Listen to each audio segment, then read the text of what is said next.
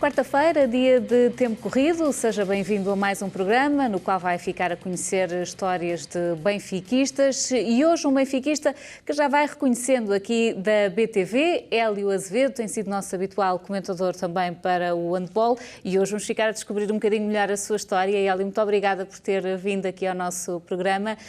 Já há pouco falámos da estrutura, arrancamos como sempre, 10 minutos à Benfica, é assim que partimos para este programa. E aqui era para tentarmos descobrir a sua história no Benfica. Como é que tudo começou, Hélio? Muito obrigado. Primeiro que tudo, queria agradecer o convite da Bárbara. E tudo começou quando era um menino ainda, muito novinho, e tinha como objetivo, o meu principal objetivo de criança, era representar este grande clube, fosse em que modalidade fosse, no escalão de sénior. Era esse o meu principal objetivo. Segui a vertente do handball, como poderia ter seguido outro desporto qualquer. Comecei a ganhar paixão por essa modalidade e fui conseguindo os meus objetivos, ano após ano, até que consegui chegar ao ponto que desde pequenino ambicionava, que era representar os séniores neste clube, como eu disse há pouco, este grandioso SL Benfica. Era de outra dimensão, era um clube de outra dimensão.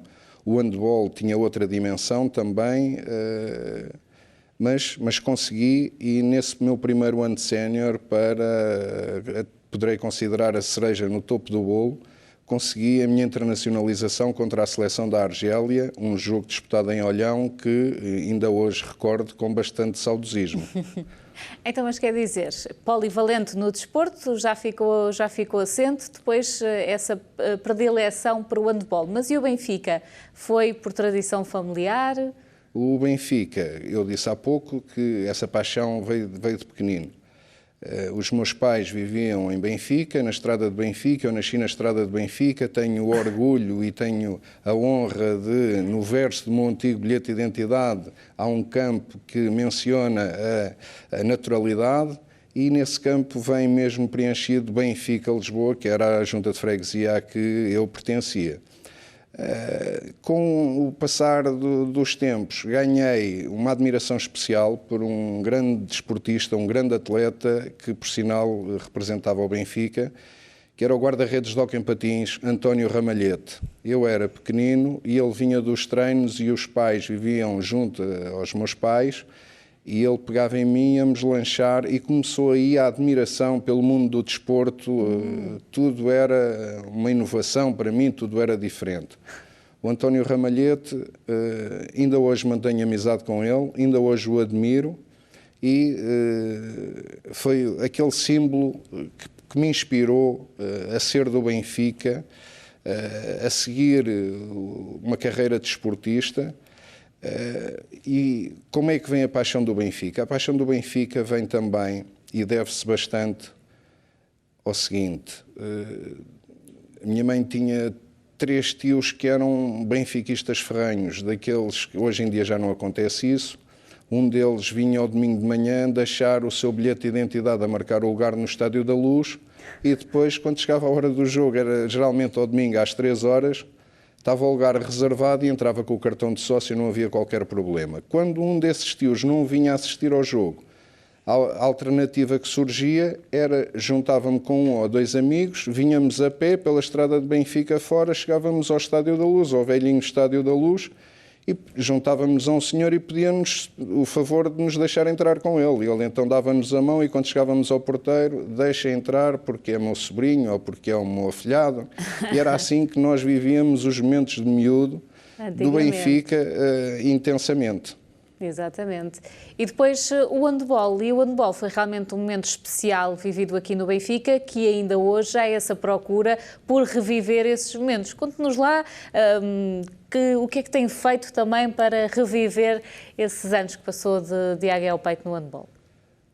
Esses tempos passados de águia ao peito, hoje em dia os jovens não imaginam como é que eram os tempos do antigamente. O primeiro ano que eu joguei handball no Benfica, treinávamos no pavilhão, por baixo das bancadas do antigo Estádio da Luz, e quando o pavilhão estava ocupado ou pelo basquete ou pelo hóquei em patins, tínhamos como alternativa uns campos que existiam na parte superior do terceiro anel, que eram os campos de cimento, e não tínhamos alternativa. E tínhamos que corresponder às exigências e ao que nos era oferecido, e as alternativas eram muito poucas ou nenhumas. Mas a paixão era tanta que nem assim as condições, por vezes que não eram as melhores, nos faziam demover da nossa ambição de progredir e fazer uma carreira desportiva na nossa modalidade de paixão e no nosso clube, que é o Sport Lisboa e Benfica. Há, contudo, uma época mais especial, não é? Conquista da Taça de Portugal, na época de 84, 85. Exatamente. Esse é o meu primeiro ano de séniores, com uma equipa recheada de estrelas na altura, uma super equipa, poderíamos mesmo chamar um Dream Team, porque era a base da seleção nacional. Posso citar alguns nomes: o guarda-redes, o João Santa Bárbara, o lateral esquerdo, o João Gonçalves, o Vasco Vasconcelos, o Luís Lopes, que infelizmente vimos-lo partir no passado mês de novembro, deixou-nos bastante tristes com a partida dele, não é? Tivemos conhecimento também do desaparecimento do Albano Diniz, que era um massagista muito querido por todos nós, sempre com uma piada mais seca, mas sempre a marcar os seus pontos no seio da equipa. Nessa equipa, como é que eu apareço nos séniores? Há um trabalho anterior. Uma pessoa que para mim foi um mestre no handball nacional, o professor António Cunha, que durante 2 anos que teve a treinar a equipa de séniores do Benfica foi 2 vezes campeão nacional. Não é fácil ser bicampeão, mas o professor António Cunha conseguiu, e tinha um fator muito importante, que conseguia motivar e cativar muito os jovens. Ou seja, convidava os júniores. Ele observava os treinos, via quem se aplicava e convidava os júniores para integrarem os treinos dos séniores, e por vezes, quando surgia algum torneio, eram mesmo esses jogadores em quem ele apostava que iria buscar e que faziam parte da equipa. Para nós que éramos miúdos era um fator motivacional enorme, que sabíamos que a porta do futuro cada vez estava mais próxima. Foi o que aconteceu. Mas o professor António Cunha, nesse ano que eu subo a sénior, o professor António Cunha abandonou o clube. Houve outro treinador, que era o professor João Paulino, que conseguiu vencer uma Taça de Portugal no final dessa época, um jogo disputadíssimo, nas Caldas da Rainha, no Pavilhão da Mata, com o pavilhão completamente cheio. Um jogo com o eterno rival de sempre, o Sporting Clube Portugal, quase que me fez relembrar esta final no passado domingo, em que o Benfica conseguiu a excelente vitória da Taça de Portugal para as nossas vitrines e para o nosso clube. Já vou querer saber também, e fazemos esse paralelismo para a atualidade da equipa de handball. Antes gostaria de falar aqui de uma festa dos 85 anos do handball, está para aí à porta também, vai ser no próximo dia 4 de junho. Explique-nos como é que se chegou a esta festa, a este objetivo de reunir a família do handball. Muito bem. Há pouco eu não concluí, a minha carreira desportiva terminou na época de 1988-89 em Coimbra, porque eu fui representar a Associação Académica de Coimbra, um clube muito simpático também, que não é muito difícil uma pessoa ganhar simpatia por esse clube. E fui-me afastando, fui perdendo os contactos com os meus antigos colegas, e criou-se aqui um fosso temporal. Criou-se este fosso temporal, e quando nós nos apercebemos, o tempo que vai passando é bastante. E profissionalmente, com a minha situação profissional, que também é um pouco imprevisível, o que é que aconteceu? O meu retorno a Lisboa em 2013. Como acontece o meu retorno a Lisboa em 2013, eu estabeleço uma própria meta para mim, um objetivo, que eu vou organizar um jantar onde consiga reunir os elementos dessa equipa de 84-85. Consegui os contactos de uns e de outros através de mails, através de telemóvel, e consegui reunir, não na totalidade, mas um grupo bastante considerável, alguns que não se viam precisamente há 30 anos, uma festa enorme, tudo bem planeado, através do nosso seccionista da altura, o José Augusto Nunes, que ainda hoje mantém essas funções, e o José Augusto tem a feliz ideia de me comunicar que iria falar com alguém da BTV para marcar presença e para fazer um ponto de reportagem durante o nosso jantar, que ia ser bastante divertido e nós iríamos gostar, como é óbvio.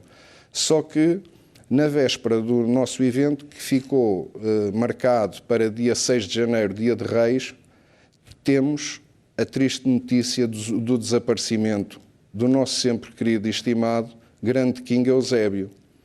Então, tudo o que estava planeado a nível de comunicação, de divulgação do nosso jantar, ficou sem efeito porque, como é óbvio, tudo foi canalizado para o triste acontecimento da perda do Eusébio da Silva Ferreira.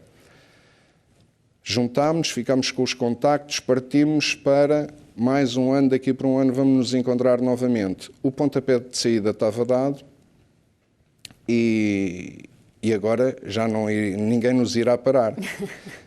Em 2015 voltámos-nos a juntar, dessa vez já na Catedral do Estádio da Luz, no restaurante do Estádio da Luz, e o José Augusto Nunes volta a contactar a BTV para marcar presença. Logisticamente torna-se mais fácil um ponto de reportagem ser feito na Catedral do que estar a ser fora das instalações do estádio. Exato.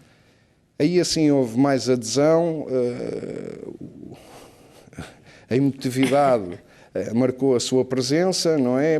Temos aqui um projeto que até tem pernas para andar e chegamos ao final de 2015. Quando chegamos ao final de 2015, é um momento triste da partida do nosso querido e saudoso Luís Lopes. E então eu chego a casa após o velório, que eu estive no velório do Luís Lopes, e começo a olhar para a fotografia daquela equipa e começo a colocar uma cruz no Luís Lopes, uma cruz no Albano Diniz, que também tinha partido, infelizmente, e começo a reparar que tem que haver uma alternativa para o nosso jantar, em vez de diminuir e ter perda de pessoas, de elementos, pelo contrário, aumenta. Terá que aumentar. Então tive a sorte de reencontrar Zé Janeiro, Luís Crespo, jogadores de outras épocas, mas que se enquadravam na década de 80. E aí tive a feliz ideia de pôr mãos à obra, lancei mãos à obra e vamos criar um jantar, em vez de ser somente com os jogadores da época de 84 a 85, iremos estender à década de 80. E aí assim o jantar de 2016, realizado este ano, teve... Dá-me vontade de rir porque não estava à espera, mas conseguimos juntar cerca de 40 elementos que representaram o Benfica somente no escalão de séniores durante a década de 80. Mais um momento de enorme alegria para todos nós. Aí outros que já não se viam há muito mais tempo do que para além desses 30 anos. Será esse reencontro, não é? E numa conversa tida com o José Augusto Nunes e com o Luís António Pereira, resolvemos criar um dia do handball, a festa do handball. Ou seja, vamos todos unir para juntar aqui a família do handball do Benfica.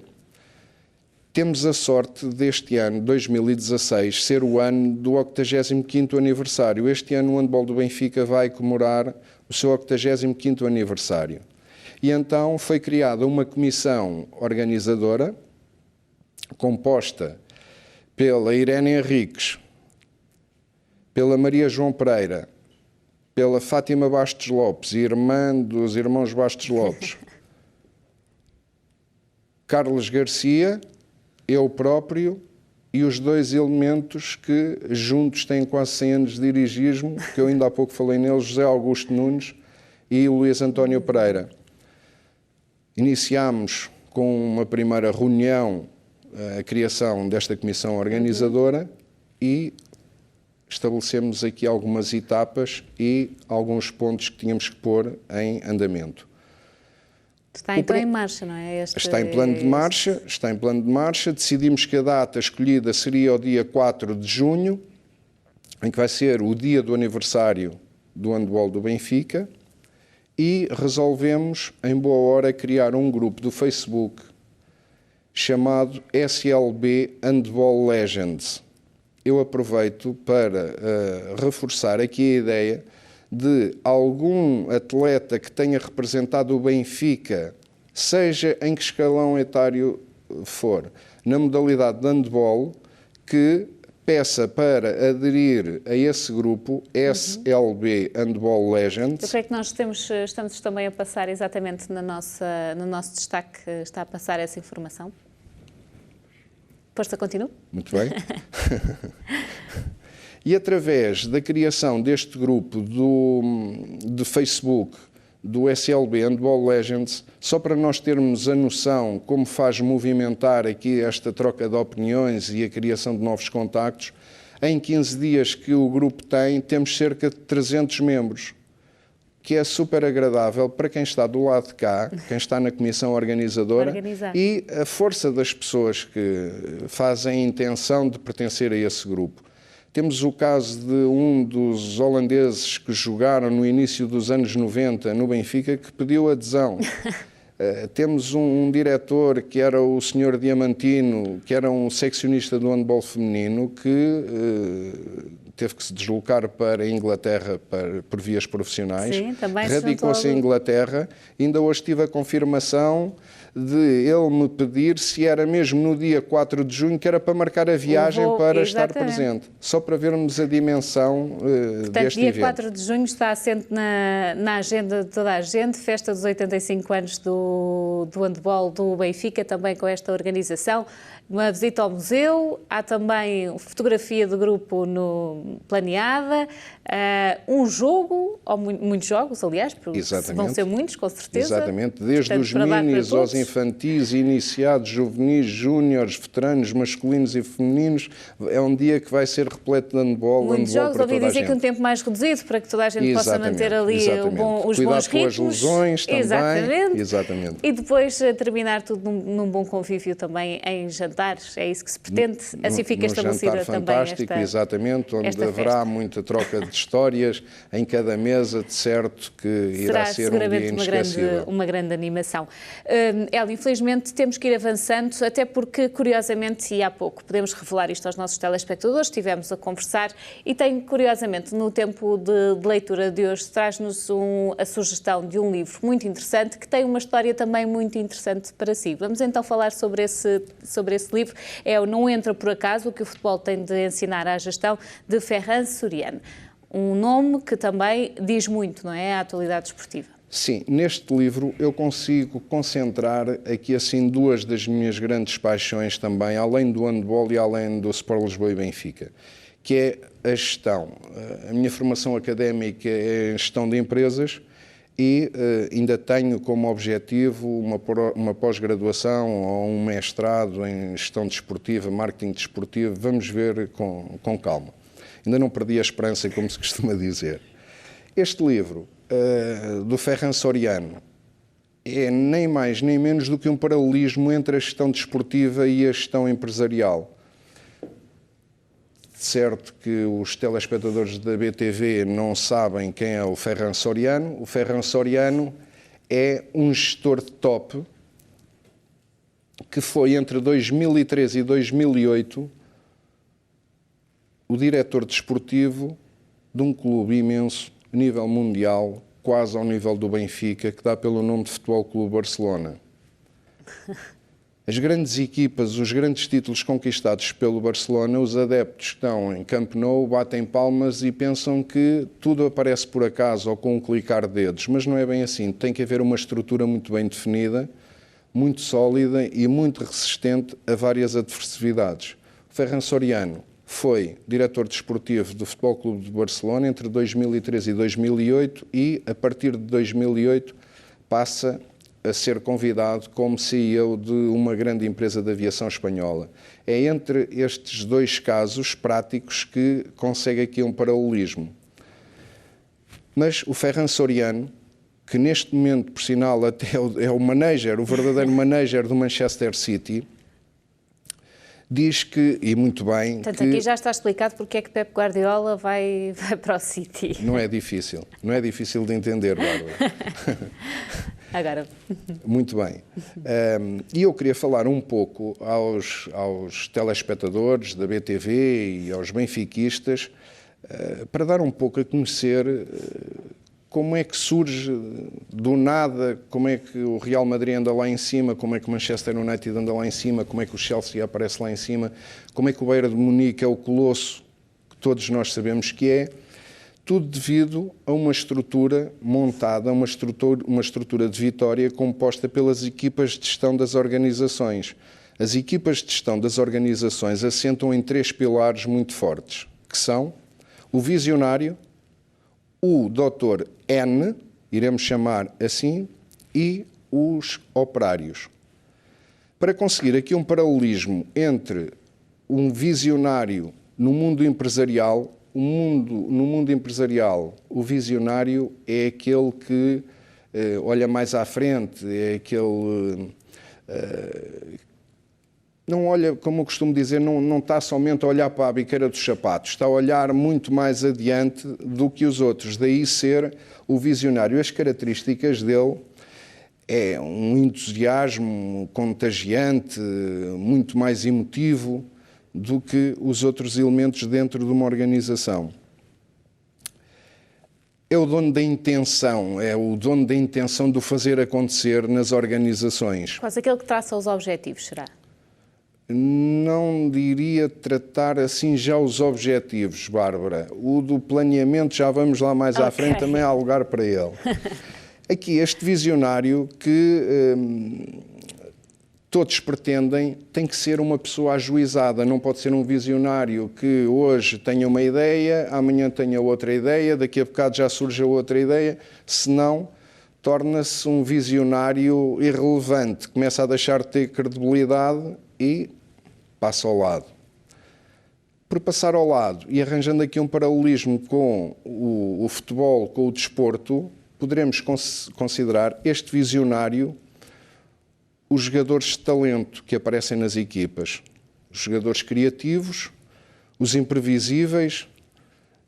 No nosso Benfica, quem mais poderemos considerar que um excelente visionário que não seja o Nico Gaetan? Noutros tempos lembro-me do Rui Costa, por exemplo. São jogadores que veem jogadas onde os outros que estão em campo nem sequer as imaginam. E eles fazem acontecer, e de uma forma surpreendente. Este é o papel do visionário, um dos pilares onde assenta a gestão das organizações e também na gestão de equipas, quer seja de futebol, quer seja de handball, porque é a minha praia e é onde eu me sinto mais à vontade. Seguidamente, queria mencionar o caso do Dr. N. O Dr. N não é mais nem menos do que aquele que está sempre a frenar, não é? A pôr o travão nas ideias do visionário. O visionário quer andar muito à frente, mas o Dr. N é aquele que põe o travão, é aquele mais calculista, é o que tem as ideias mais frias, ok? E o Dr. N nem por vezes é muito bem visto nas organizações. Como é que consegue o sucesso? Consegue o sucesso quando existe uma interligação entre todos os elementos da equipa de gestão e especialmente com o visionário. Quando funcionam estas duas peças na perfeição, tudo rola de outra forma. Exato. Agora a Bárbara vai-me perguntar, muito bem, então, e qual é o paralelismo com o jogador de futebol? É simples. O paralelismo com o jogador de futebol, aqui assim, neste caso, é os jogadores que jogam, ao contrário dos visionários, que são os atacantes e os que jogam do meio campo para a frente, o Dr. N, no campo de futebol, são os que jogam do meio campo para trás. É o caso do nosso Luizão, é o caso do nosso Fez, é o caso... acho que me estou a conseguir explicar sem grande dificuldade. Sim, estamos a entender. Vou ter é que pedir-lhe que seja mais breve para conseguirmos concluir ainda dentro do programa. Aqui assim, só para dar um exemplo do caso de um Dr. N, que por vezes é importantíssimo na estrutura de um clube de futebol, e segundo disse o Ferran Soriano, trago aqui o exemplo daqueles tempos do Bayern de Munique, em que o Ferran Soriano foi diretor-geral do Futebol Clube Barcelona. Nesse tempo, o Bayern de Munique, e porquê é que eu trago o Bayern de Munique? Porque o Bayern de Munique ontem ia tendo uma desagradável surpresa a jogar em casa com o nosso Benfica. E é o Bayern de Munique mesmo que é olhado como um colosso da gestão do futebol mundial. Como todos devem conhecer, o presidente do Bayern de Munique, à altura, era um senhor que tinha a alcunha do Kaiser, Franz Beckenbauer, que, como jogador, ganhou todos os títulos que tinha para ganhar. Era o presidente do clube, era o intocável quase. O diretor-geral, outra figura de renome mundial, Karl-Heinz Rummenigge. Karl-Heinz Rummenigge era o representante do Bayern de Munique na Alemanha e internacionalmente. Havia também o Lioness, que era o diretor técnico, que era o conhecedor do futebol na globalidade, o que sabia de balneário, o que sabia de futebol, o que há reuniões com clubes alemães, mas menos diplomático e não chegava ao nível do Karl-Heinz Rummenigge. Depois havia uma pessoa que era uma pessoa-chave, que era o Dr. Karl Opfner, um alemão que não era mais que o diretor financeiro. Todas as operações financeiras, quer de aquisição, quer de venda de jogadores, obrigatoriamente passavam pelo Dr. Opfner. Isto só para verem qual é o papel importantíssimo do Dr. N. Okay? Por fim... E para terminarmos mesmo, que o nosso tempo já está mesmo no fim... Temos o operário. O operário é aquele que põe em prática as ideias do visionário e do Dr. N, e que no campo de futebol é o chamado carregador de piano, aquele que acarta a equipa às costas, o jogador que joga no meio campo. Era este exemplo prático que eu queria fazer chegar ao conhecimento de todos os telespectadores da BTV e com muitos paralelismos todos os para ficarmos todos muito perceptíveis. Exatamente. Lamentavelmente não tivemos tempo para avançar e olharmos para a atualidade handebolista, mas seguramente, até porque a nossa equipa de handebol está com grande folgo nesta época, haverá muitas possibilidades de voltarmos a falar também sobre a equipa de handebol e a atualidade. Não temos tempo para mais. Agradeço-lhe profundamente ter-nos trazido também essa história importante da organização e da gestão no desporto e também nas empresas. Da grandeza do Sport Lisboa e Benfica. Com que o Benfica também vai enfrentando nesta época. Hélio, mais uma vez, muito obrigada. Muito obrigado, eu assim é que fica mais este programa Tempo Corrido. São as histórias dos benfiquistas para ficar a conhecer, já sabe, todas as quartas-feiras, com o cronómetro a contar. As histórias vão sendo abreviadas, mas assim ficam estas ideias essenciais. Tenham uma muito boa tarde.